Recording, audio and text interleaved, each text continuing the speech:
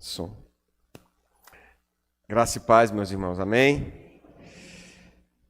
Louvamos a Deus por estarmos aqui mais uma vez reunidos. Hoje é um dia especial, né, meus irmãos? E é especial não por causa da final da Copa do Brasil, nem por causa do Enem. É um dia especial porque é o dia que nós nos unimos como Igreja do Senhor para lembrarmos do sacrifício de Cristo Jesus. É um dia especial porque hoje nós participaremos como Igreja do Senhor daquilo que o Senhor ordenou que fizéssemos. Estarmos juntos, partindo o pão e tomando do cálice da nova aliança, do sangue de Cristo Jesus. Isso é maravilhoso, é muito bom estarmos aqui para fazermos isso. Esse mês, hoje aconteceu uma coisa bem interessante. Eu vi que as crianças não... só a Elisa ali, a Elisa disse, não, só tem 2 crianças, pai, não sei o quê, não quis nem se levantar para a oração. E hoje pela manhã, eu sou professor também de departamento infantil, estou tentando, acho que é um bom desafio para quem prega e quem ensina, ensinar criança. E estou dividindo lá, ombreando a sala com outros professores, e hoje não tinha criança na minha salinha de 10 e 11 anos. Foi. Alguém deve ter vazado, falado, né, que eu ia ensinar, e houve uma evasão. Pela primeira vez na minha história como professor de escola dominical, hoje eu peguei para dar aula e não tinha aluno. Mas eu quero convidar as crianças, através da internet, os pais estão aqui, que tragam seus filhos para a escola bíblica dominical. Emanuel estava doente, eu sei também que Levi estava doente, são 2 alunos que eu me lembro agora, por motivos óbvios, mas sei que o Enem também atrapalhou um pouco a logística de alguns pais, mas traga seu filho à igreja.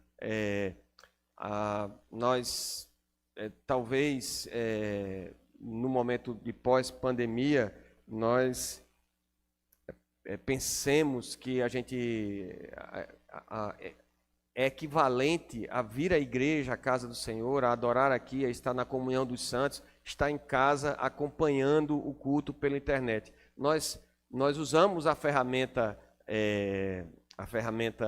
da internet para a proclamação, porque é mais uma ferramenta para nós alcançarmos as pessoas, para que o evangelho seja pregado. O evangelho, que é o poder de Deus, seja pregado. Mas como diz o apóstolo Paulo, não deixeis de congregar-vos, é porque há um valor especial em estarmos juntos, como igreja, olhando uns na cara dos outros, louvando, escutando o outro que é desafinado do seu lado, e o outro que nem abre a boca direito para cantar, e um que levanta a mão para o céu, um que dá aleluia. A dificuldade de nós nos tolerarmos sendo diferentes uns dos outros faz a sublimidade da obra de Cristo ainda mais valorosa, mais valiosa e mais bela, porque Ele, sendo Deus e sendo perfeito em Cristo Jesus, nos uniu quando nós não tínhamos absolutamente nenhuma beleza, nem força, nem virtude alguma, e nos deu a oportunidade, através do sacerdócio que nós exercemos nele, de apresentarmos diante dele, como corpo vivo de Cristo Jesus, as nossas súplicas, as nossas orações, os nossos louvores, ações de graça. Então, não menospreze esse privilégio e nem ensine a sua criança, o seu filho, a menosprezar. Traga-o para a casa do Senhor. Nós não fazemos um culto de crianças, porque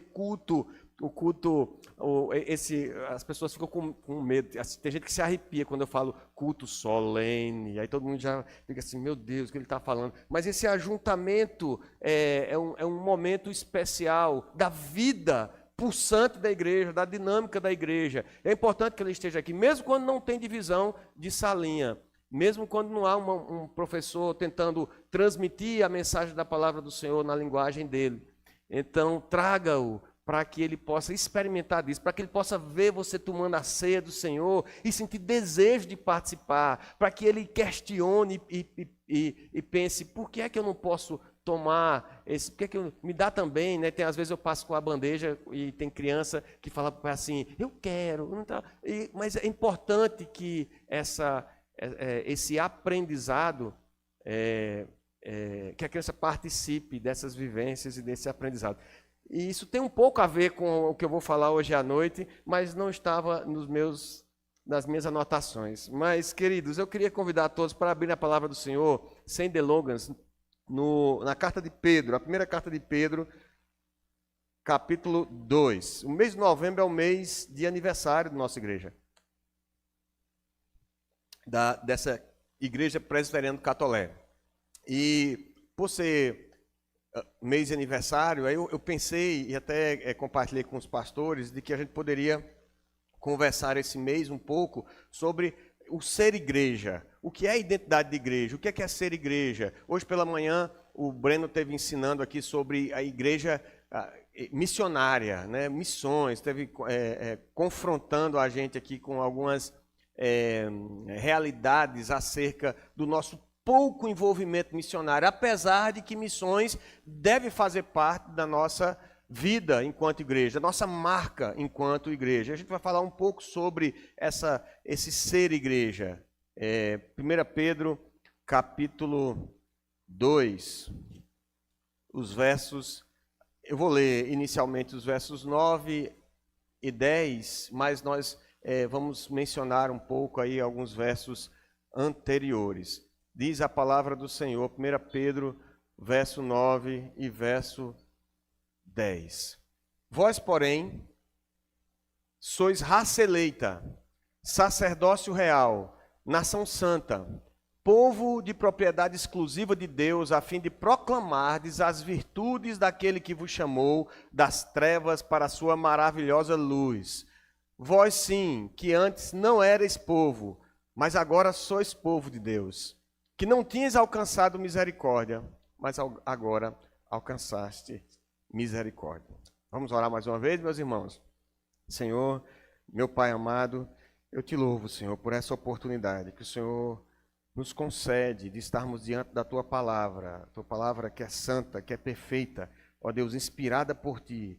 Ó Deus, Tu conheces os nossos corações, Tu sabes também das minhas limitações, Senhor, daquilo que preparei nessa noite, mas nesse momento, Senhor, quero pedir o auxílio do Teu Santo Espírito e quero descansar, Senhor, no poder que há nesse mesmo Espírito que habita em nós, que realiza essa obra tremenda de regeneração, nos transformando em povo de propriedade exclusiva, singular, particular do nosso Deus.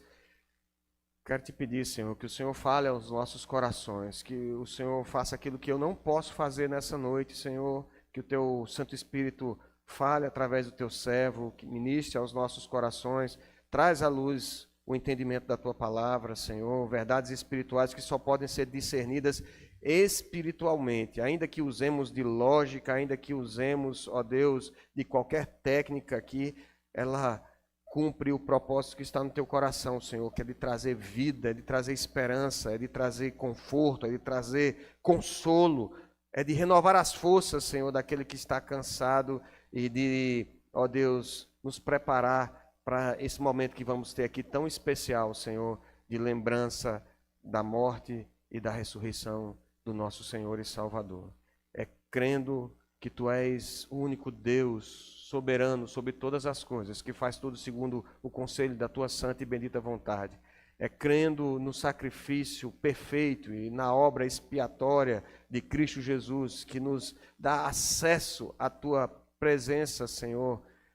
É crendo, Senhor, na presença do Teu Santo Espírito em nós e no zelo que tens por esse povo santo, que eu te peço em nome de Jesus, que o Senhor responda segundo a Tua boa vontade nessa noite. Fale também àqueles que estão acompanhando de casa, para a glória do Teu santo nome. E em nome de Jesus Cristo, que está acima de todo nome, o nosso Senhor, nós oramos. Amém. Amém, queridos. Bom, essa carta de Pedro, vendo no primeiro capítulo a saudação que ele faz, provavelmente Pedro escreveu essa carta,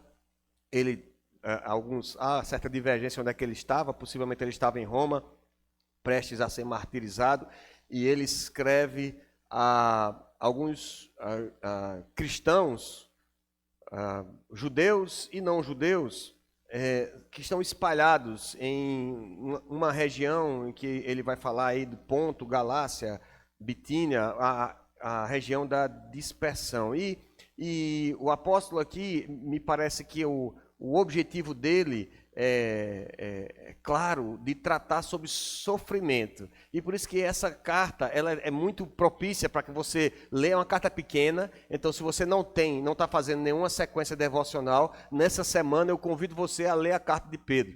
Porque não há quem não esteja passando por sofrimento, ainda que sua situação na vida seja bastante confortável, você não esteja enfrentando nenhuma doença grave, você não esteja passando por nenhuma dificuldade financeira, você não esteja passando por nenhum problema de relacionamento, nem com seus pais, nem com seu cônjuge, nem com ninguém, que eu acho difícil você se enquadrar em todos esses critérios, mas mesmo assim, essa carta ela traz um conforto, ela traz uma exortação, um encorajamento àqueles que estão passando por sofrimento. Pessoas que estão espalhadas, irmãos, crentes que estão espalhados ali naquela região da Ásia e estão enfrentando sofrimento, dificuldades, e o apóstolo então ele vai trazer essa palavra de encorajamento a esses irmãos. Essa semana eu estava fazendo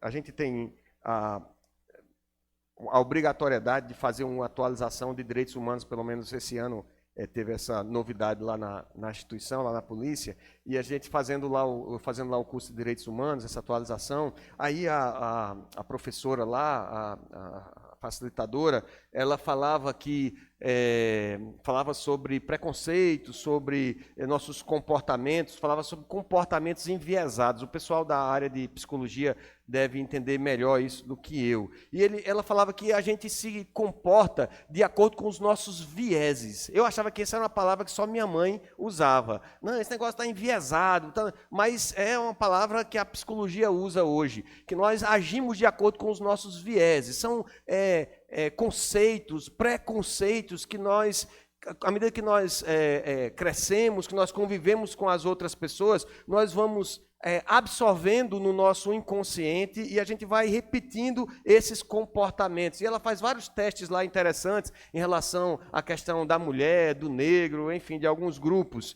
E a conclusão que ela traz como verdade é que nós nos aproximamos daqueles que nós temos mais afinidade, aqueles que a gente acha que se assemelha mais, que pensam parecido, têm os mesmos vieses. E nós nos afastamos daquele que é diferente. Aquele que pensa diferente, aquele que é diferente da gente, aquele que age diferente, a gente se afasta dele. E aí, quando eu estava pensando sobre igreja, eu me lembrei do curso e eu disse assim, meu Deus, será que é isso que define a igreja? Nós estamos aqui porque, afinal de contas, nós temos afinidades. Nós gostamos de uma música gospel, nós gostamos de comer junto, né? Que crente gosta desse negócio mesmo, de se juntar para comer, festa ágape. A gente gosta de uma boa pregação. Então, a gente tem afinidades que nos fazem, nos unem de repente aqui semanalmente. Será que é isso que nos define enquanto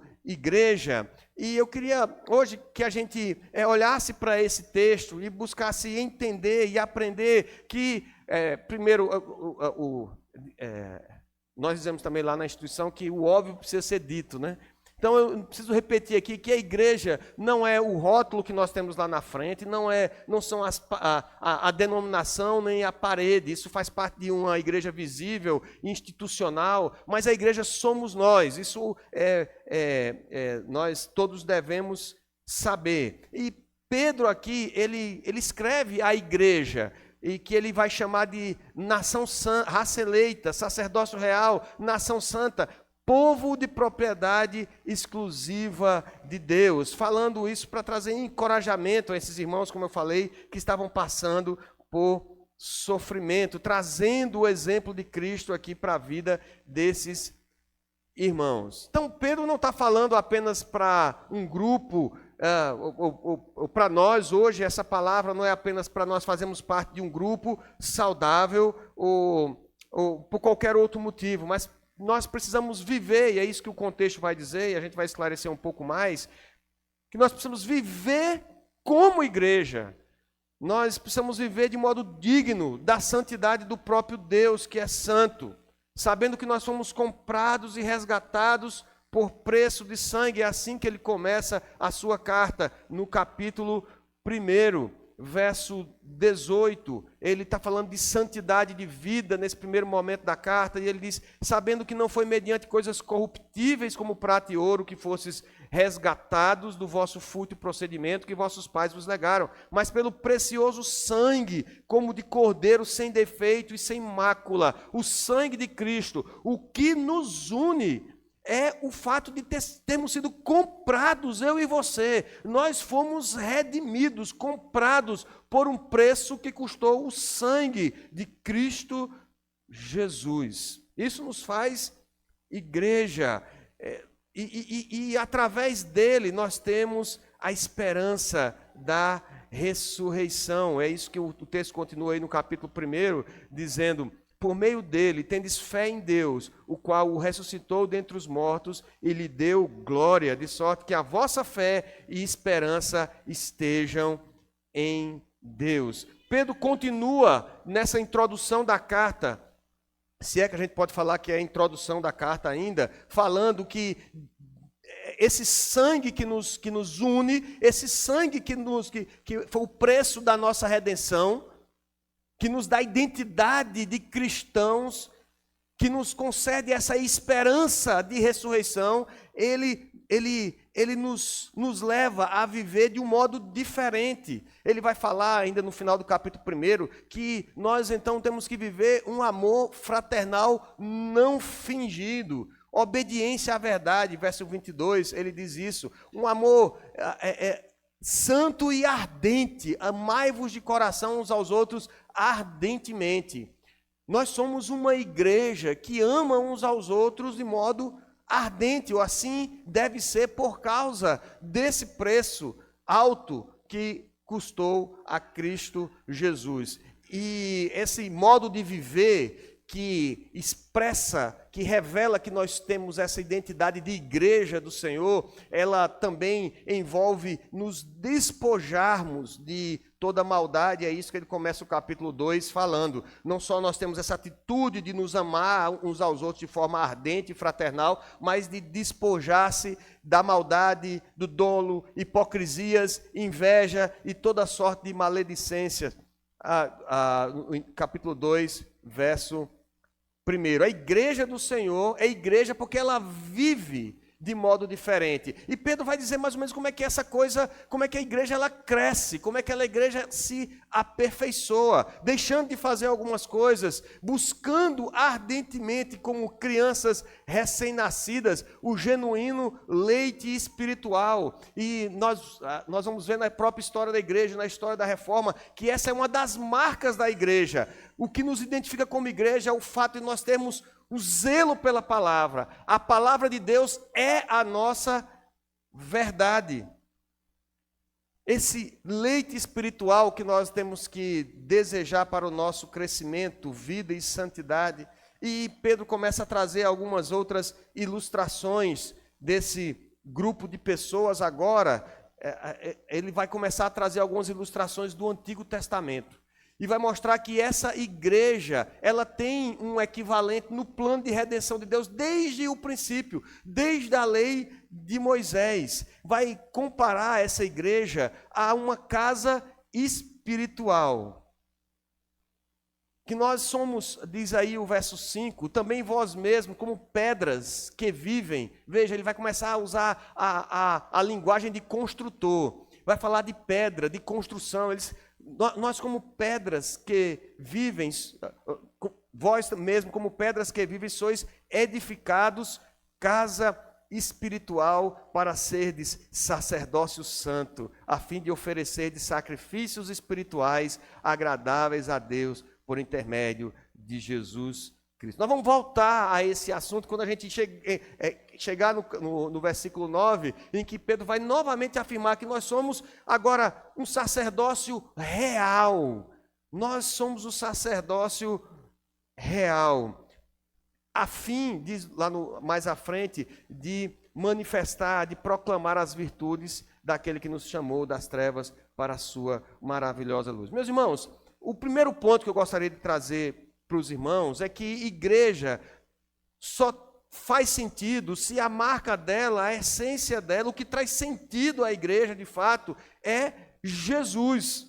Ele é quem de fato nos identifica como cristãos. É Jesus quem vai dizer quem de fato é crente e quem de fato não é, quem faz parte da igreja e quem não faz. Ele é a pedra angular.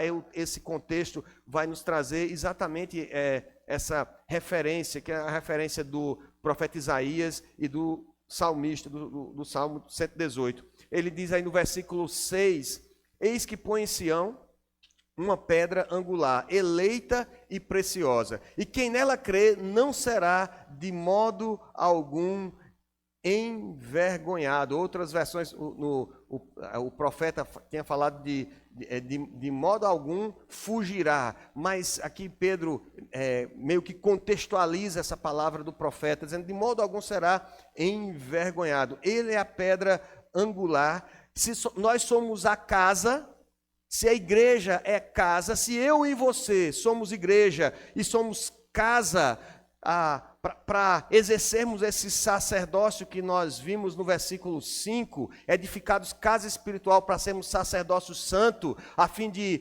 oferecer sacrifícios espirituais agradáveis a Deus, essa casa, o alicerce da casa, o alicerce lá, a sapata da casa, o alicerce, tem uma pedra que é fundamental, é uma pedra angular, e essa palavra pedra angular é para dizer que ela era como uma pedra em que você encaixava mais de uma parede, ela servia de segurança para a edificação. E a referência aqui é a do profeta Isaías, no Isaías 28, verso 16, vai dizer exatamente isso. Portanto, assim diz o Senhor Deus, eis que eu assentei em Sião uma pedra, pedra já provada, pedra preciosa, angular, solidamente assentada. Aquele que crê não foge.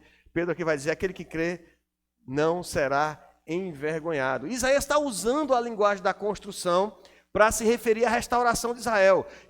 Isaías, ele é um profeta pré-exílico, né? O povo ainda não foi, a Babilônia ainda não destruiu Jerusalém, o povo ainda não está exilado, mas Isaías está vendo essa destruição, está antevendo o exílio e está profetizando que vai haver uma restauração do povo. O templo que havia ali, o templo que simbolizava a presença de Deus, os sacerdotes que estavam ali fazendo essa mediação, trazendo a oferta de todo o povo diante de Deus, trazendo os sacrifícios diante de Deus, suplicando pelo perdão, agora isso ia ser restaurado.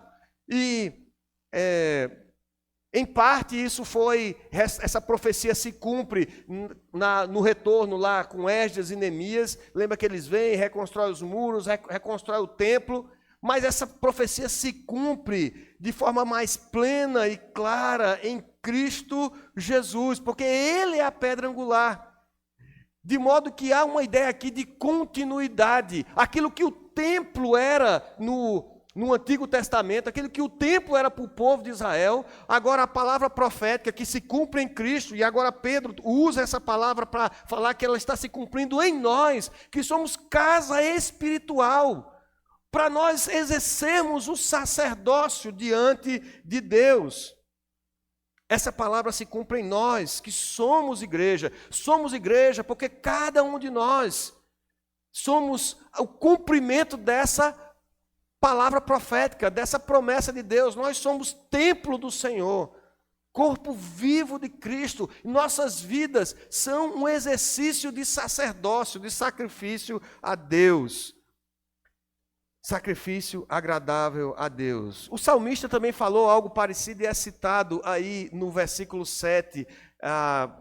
Para vós outros, portanto, os que credes, é preciosidade. Não é só uma pedra, não é qualquer pedra, não é só uma pedra rachão que você botou lá para fazer a casa e escolheu uma pedra grande, e quando vai construir você dá aquela mexida no terreno para encontrar a base mais sólida para você jogar o concreto, botar a fundação, os ferros para construir a casa. Não, a partir daqui dá. Aqui não, que o terreno é frouxo. Não é só essa rocha, essa pedra de firmeza. Ela é pedra preciosa Porque a pedra que se refere aqui, de fato, é Cristo Jesus. E o salmista, lá no Salmo 118, aqui Pedro também se refere a ele, no versículo 7 ele diz assim, para os que creem é preciosidade, é realmente precioso, mas para os descrentes, aí ele cita o Salmo, a pedra que os construtores rejeitaram, essa veio a ser a principal pedra angular.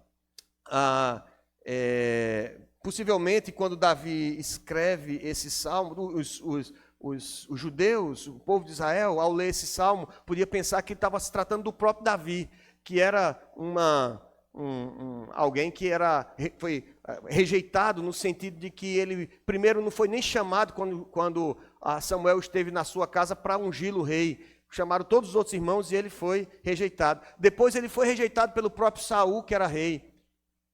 E aí ele diz, essa pedra veio a ser a principal pedra angular, talvez na cabeça do povo de Israel, aí ele pensasse, não, ele está se referindo a Davi. Mas como nós hoje sabemos, essa pedra que os construtores rejeitaram, veio a ser a pedra angular, a pedra principal, essa pedra é Cristo Jesus. Ele veio ser a principal pedra angular. Davi apenas aponta para ele. Agora, para os descrentes, os que rejeitam, ela é pedra de tropeço, diz o verso 8, pedra de tropeço e rocha de ofensa.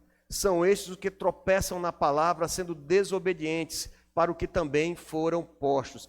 Cristo, essa pedra, ele é o elemento principal para nós nos definirmos como igreja. Você não é crente, você não é cristão, porque você tem o nome no hall de membros. Você não é cristão porque de repente você se sente bem aqui nessa comunidade. Você não é cristão por qualquer outro motivo que não seja por causa da obra de Cristo Jesus na sua vida, porque o sacrifício de Cristo Jesus faz sentido para você, e quando você olha para Cristo Jesus, quando você olha para essa mesa, você diz, eu devo participar da mesa, e se você ainda não é membro, você ainda precisa passar pelo processo e ser avaliado, você deseja isso com seu coração, porque você quer obedecer aquilo que Ele mandou, tomai e comei.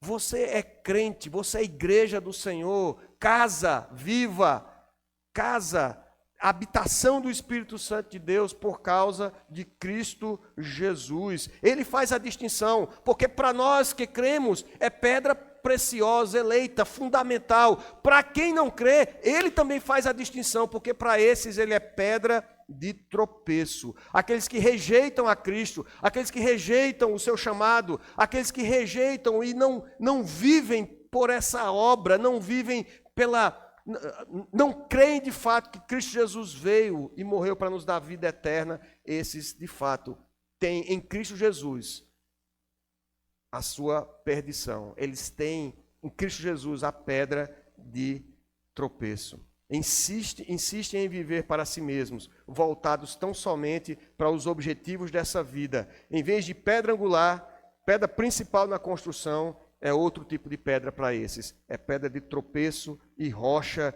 de ofensa. E o texto é claro, diz que para o que também foram postos, aqui o próprio reverendo Augusto Nicodemo diz que isso aqui é um texto de difícil interpretação, acredita que ele está falando dos próprios judeus que rejeitaram a Cristo Jesus e por isso foram destinados à perdição.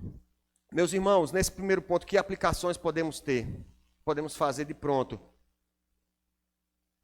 Ele fala, Isaías usa aliás, Davi usa um termo interessante que ele diz a pedra que os construtores rejeitaram. Essa veio ser a principal pedra angular. E eu lendo o comentário de João Calvino, ele traz um entendimento interessante para essa questão dos construtores. Ele diz que isso se aplica àqueles que de alguma forma exercem algum domínio, algum governo, governadores, magistrados, pastores que têm em sua responsabilidade a administração da igreja, pais que têm sob a sua responsabilidade a administração do lar, da casa, dos seus filhos. Esse chamado aos construtores que deve estar comprometido não com qualquer outra coisa, mas porque eles têm esse poder em mãos e, por conseguinte, os que estão no cargo nem sempre são ministros verdadeiros e fiéis de Deus. Nós temos uma responsabilidade com quanto o Senhor tem nos colocado em determinada posição. Se você é gestor de alguma coisa no seu trabalho, se você é pai na sua casa, se você exerce algum tipo de liderança, nós temos que entender que nós precisamos colocar Cristo como sendo a pedra angular do nosso trabalho, do nosso ofício, do nosso ministério. Não pode ser outra coisa, não pode ser qualquer outro resultado, não pode ser qualquer outra intenção, por melhor que seja. Também não quero que nós olhemos para esse ponto, e a gente falando de pedra angular, e você diz, eu já ouvi muito falar sobre isso, e às vezes a gente olha para esse texto e diz assim, é verdade, o mundo está perdido. Esses descrentes que não fazem parte da igreja, esses homens são os ímpios mesmo, eles vão para o inferno. E eu vi um pastor mencionando esse tipo de comportamento que a gente tem quando ouve determinadas palavras, determinadas passagens, como sendo bater em espantalho. A forma melhor da gente não tratar os nossos próprios pecados é apontando e encontrando erro e pecado nos outros. E aí Martinho Lutero tem uma ilustração muito jóia, que ele diz assim que o nosso pecado é como a barba do homem. Eu fiz a barba antes de vir e não tem jeito, amanhã, quando eu acordar, que eu passar a mão, eu falando de barba, vai ter um monte de gente passando aí a mão. Amanhã, quando eu passar a mão, vai estar arranhando, já vai estar furando. E eu vou ter que cuidar, se eu quiser manter esse rostinho assim liso, eu tenho que amanhã passar novamente a navalha. E ele diz, o pecado é como a barba do homem, você faz de manhã a barba, quando chega de noite, você passa a manhã, já está nascendo de novo, está arranhando. E os nossos pecados são assim. Santidade na vida do crente não é algo natural. O pecado está constantemente à nossa porta, querendo crescer no nosso coração, querendo tomar conta das nossas ações, dos nossos pensamentos. E quando a gente olha para esse texto, a gente não deve olhar, não, eu criei e agora está tudo maravilhoso. Eu tenho que entender que se Cristo é a pedra angular da minha vida, se Ele define quem eu sou, casa, habitação do Espírito, igreja do Senhor, então a minha atitude deve ser diferente. Eu devo viver de modo diferente, o meu andar é diferente, o meu falar é diferente. Como é que nós estamos tratando a palavra do Senhor? Nós vimos no início do capítulo 2, que o texto fala desse apego à palavra, esse apego como o desejo da criança por leite, né? Esse leite genuíno. Como é que nós temos tratado a palavra? Será que a nossa vida tem sido esse sacrifício agradável a Deus por meio de Cristo? Ou nós temos buscado os favores dos homens, a satisfação dos desejos do nosso coração, em detrimento da vontade de Deus, em detrimento de entristecer o Espírito Santo de Deus? Mas, queridos, o texto traz uma mudança, né? Eu digo que eu amo a Sagrada Escritura porque ela é cheia de adversativas. A gente olha para essa situação e começa a pensar na nossa vida e diz, meu Deus do céu, será que eu tenho de fato construído a minha casa, a minha vida sobre Cristo Jesus? Cristo é que traz sentido. Quando as pessoas olham para mim, eles não veem Itiel, eles veem o templo do Espírito Santo, eles veem uma casa edificada sobre Cristo. Aí ele diz assim, e ele termina o verso 8, como nós vimos, falando daqueles que estão destinados à perdição, porque rejeitaram essa rocha. O versículo 9, ele diz, vós, porém, há um contraste agora. Nós somos diferentes, meus irmãos, nós somos igreja. Cristo nos faz diferente. E ele começa em contraste com o destino dos incrédulos, ele começa a falar como é o Israel de Deus, como é a igreja do Senhor. Sua igreja escolhida, a soberana escolha de Deus é proeminente nessa passagem. É que a gente vai ver, não tem um tempo da gente falar exaustivamente sobre a soberania de Deus, mas o texto fala por si. Eles, vocês não têm Cristo como pedra de tropeço, vocês são diferentes. Vós, porém, sois raça eleita, sacerdócio real, nação santa, povo de propriedade exclusiva de Deus, a fim de proclamardes as virtudes daquele que vos chamou das trevas para a sua maravilhosa luz. Nós somos raça eleita. Meus irmãos, se estamos aqui é pela graça do Senhor. Romanos capítulo 28 a 30, aquele texto maravilhoso que diz que todas as coisas cooperam para o bem daqueles que amam, aqueles que são chamados segundo o seu propósito. Aos que de antemão conheceu, a esses também predestinou.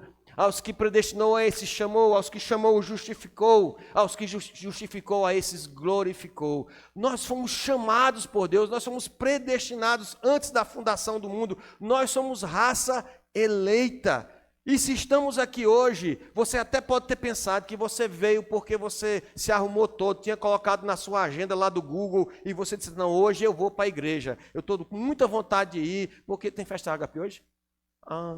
Mas você pensou assim, eu vou para a festa Ágape, eita, nem vai ter festa Ágape. Aproveita o calor do amor fraternal dos irmãos, meus irmãos, nessa noite, e se deleite, satisfaça na palavra de Deus, porque hoje não tem festa Ágape. Mas de repente você pensou em vir por causa da festa Ágape.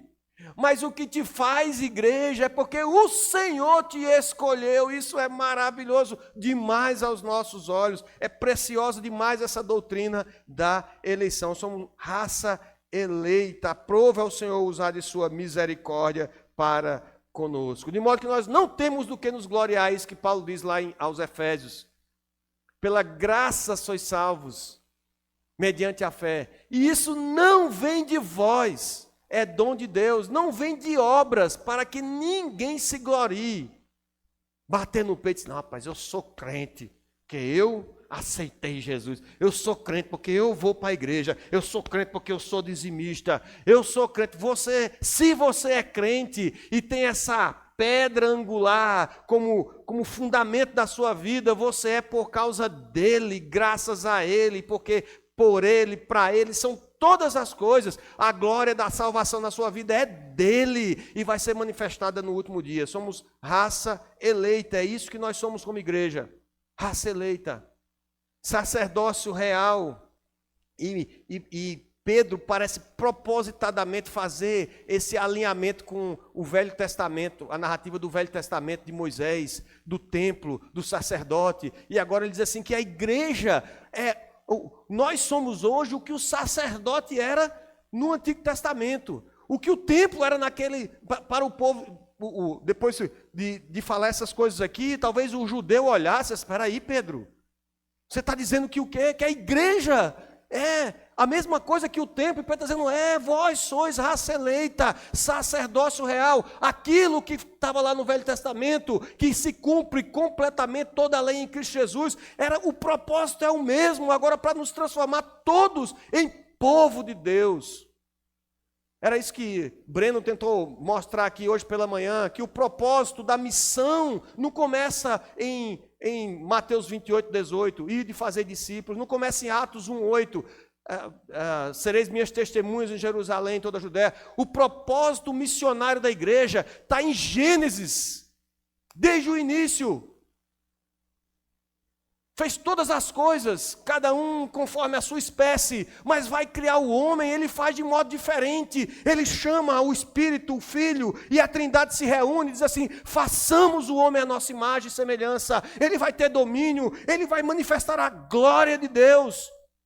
E chega para o homem e diz, cresça, multiplique-se, enche a terra. Essa era a ordem. Desde o princípio, a glória de Deus manifestada através do homem, mas o homem escolheu rebelar-se contra Deus. Em Adão, nós demos as costas ao plano redentor de Deus, à glória de Deus, e escolhemos o pecado, escolhemos a nossa vontade de querer saber, conhecer o bem e o mal, de fazer as coisas do nosso modo. Nós somos sacerdócio real, diz o apóstolo Pedro.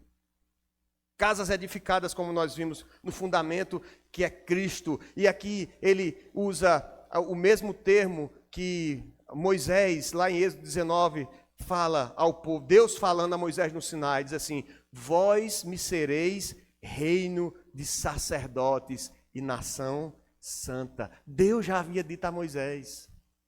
O povo ficou tão orgulhoso da sua posição, de que um Deus que guerreava por ele cresceu, reinado maravilhoso de Davi, e o povo ficou orgulhoso e voltou as costas ao Senhor. Mas a palavra do Senhor lá no Sinai a Moisés já era: vós me sereis reino de sacerdotes e nação santa. E aqui Pedro diz: olha, o que foi dito a Moisés se cumpre em Cristo e se cumpre hoje na vida de vocês. Igreja do Senhor, vocês são sacerdócio real, vocês são igreja, vocês são sacerdotes do rei. Tem acesso direto ao rei para adorá-lo com as nossas vidas, trazer diante dele a nossa súplica. É isso que nós fazemos domingo após domingo. Há uma doutrina muito cara para a igreja reformada, que é a doutrina do sacerdócio universal, que vem romper com um pensamento que começou nos primeiros séculos da igreja, especialmente com Clemente, de que os pastores, presbíteros, eles tinham algum tipo de uma posição privilegiada e especial, e alguns atos deviam ser reservados a ele. E esse pensamento, ele evolui, se é que a gente pode dizer que isso é evolução, até a Idade Média. Nos tempos de Lutero, apenas o clero, que se vestia de modo diferente, cortava o cabelo de modo diferente, que podia rezar a missa em latim, numa linguagem diferente que só eles entendiam, administrar os sacramentos, e através dessa administração que apenas o clero tinha direito de, na hora que eles oravam ali, a igreja romana entendia que o pão se transformava no corpo de Cristo e o vinho se transformava no sangue de Cristo, e através da mediação do clero se trazia a salvação para os homens. E Martinho Lutero foi o primeiro a contestar essa verdade, e olhando para textos como esse, disse: no sacerdócio é universal dos crentes.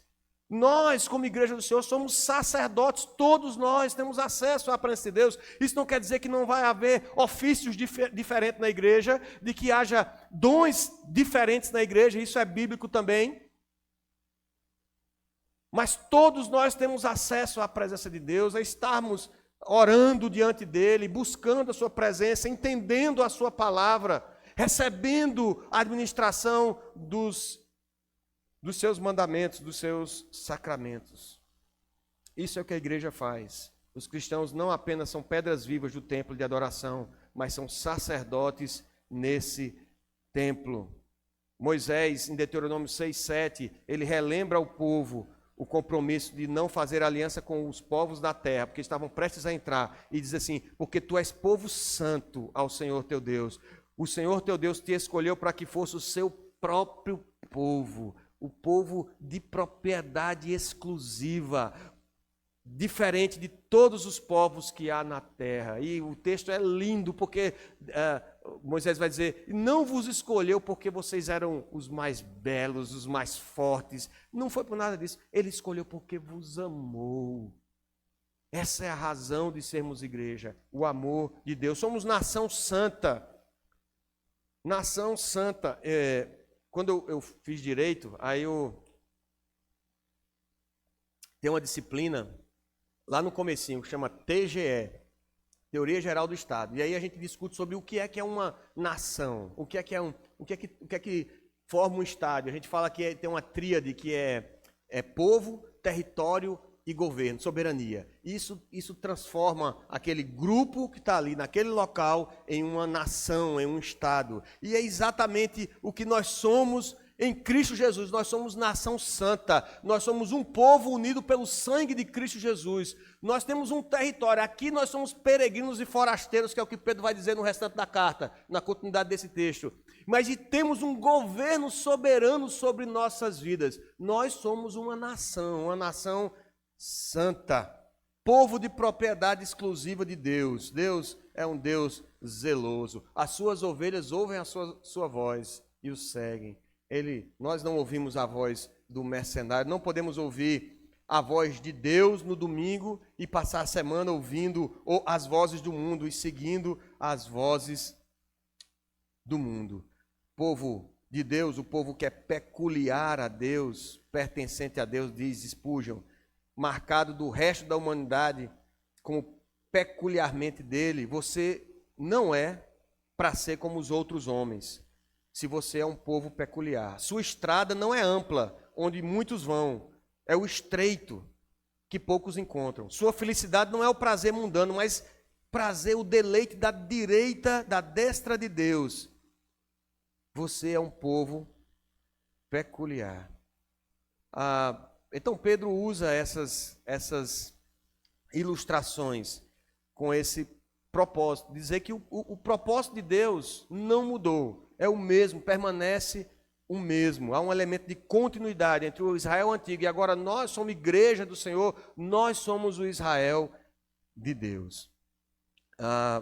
E ele diz que há um propósito nisso, a fim de proclamardes as virtudes daquele que vos chamou das trevas para a sua maravilhosa luz. Quando essa palavra aparece em qualquer texto, a fim de, ele está falando de propósito, ele está falando de por que nós somos então, para que é que existimos como raça eleita, sacerdócio real, nação santa, povo de propriedade exclusiva de Deus. Há algo que nós devemos fazer, há um propósito nisso. E o apóstolo diz, é a fim de proclamardes as virtudes daquele que vos chamou das trevas para a sua maravilhosa luz. É exatamente isso que nós fazemos semana após semana aqui. É exatamente isso que o pessoal estava fazendo ontem no avanço missionário lá em Esperança. Foi isso que os meninos fizeram lá no cemitério no dia de finados. Proclamar as virtudes daquele que nos chamou das trevas para a sua maravilhosa luz. É isso que nós fazemos quando nós tomamos a ceia, quando nós participamos da ceia do Senhor, quando nós batizamos pessoas. Nós proclamamos a verdade daquilo que nós cremos, que nós fomos resgatados das trevas para a sua maravilhosa luz. A confissão belga, ela traz 3 marcas da igreja verdadeira: a pregação fiel das Escrituras, a correta administração das ordenanças, o batismo e a ceia, e a prática da disciplina eclesiástica. Infelizmente, eu não tenho tempo para tratar de cada uma delas. Mas o plano de Deus, em que Israel seria luz para os gentios, em que em Abraão, como vimos hoje pela manhã, seriam benditas todas as nações da terra, tem mais uma etapa de seu cumprimento. Porque nós somos o Israel de Deus, fomos chamados para, como sacerdotes reais, adorar e testemunhar do Senhor em todas as nações.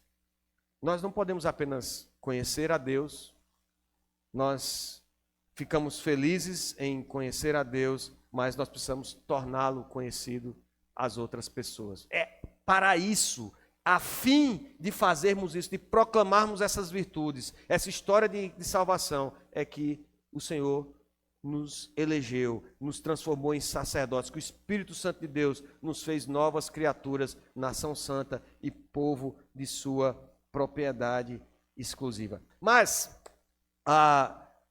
lendo isso, talvez a gente saia daqui com o peito estufado, dizendo, eu sou nação santa, eu sou sacerdote real. E olhando para a história dos judeus, a história de Israel, a gente olha e diga assim, meu Deus, que povo incrédulo. Olhando para as pessoas fora da igreja, aqueles que não estão ouvindo a mensagem, ou não estão recebendo essa mensagem, e a gente começa a se achar melhor do que essas pessoas. E talvez por isso o apóstolo Pedro ele faz um fecho nessa exortação, nesse encorajamento. Ele diz assim, vós sim, versículo 10, que antes não erais povo, mas agora sois povo de Deus, que não tinhais alcançado misericórdia, mas agora alcançaste misericórdia. Pedro usa aqui essa